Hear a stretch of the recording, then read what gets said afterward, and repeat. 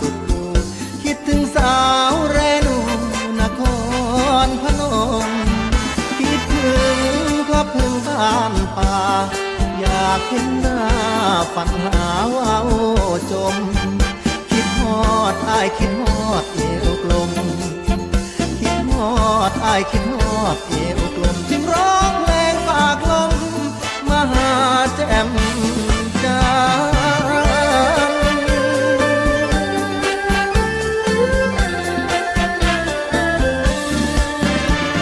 ์ลื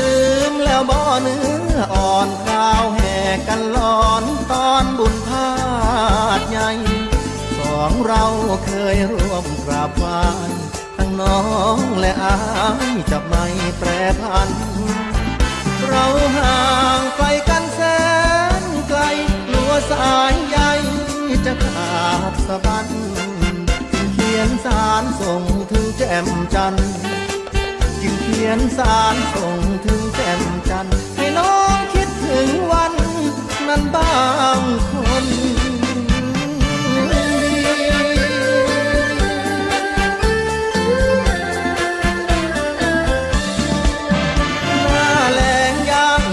เมษาหอมดอกมันปลามาห้วยหวน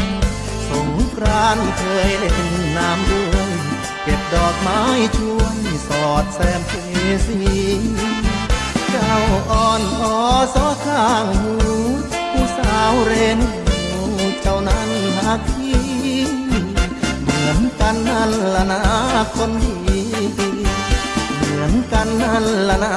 คนดีถึงจากเจ้านี้สิบ่ลืมเร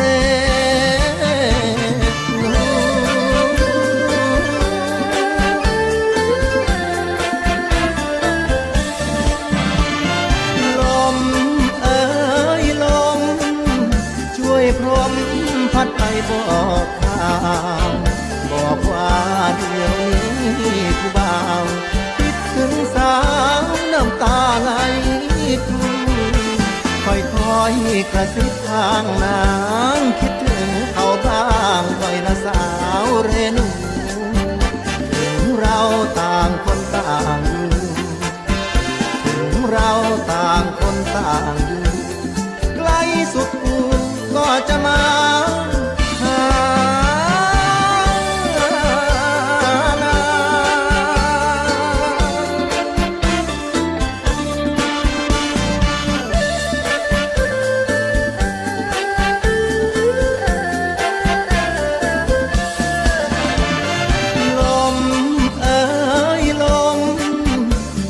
พรม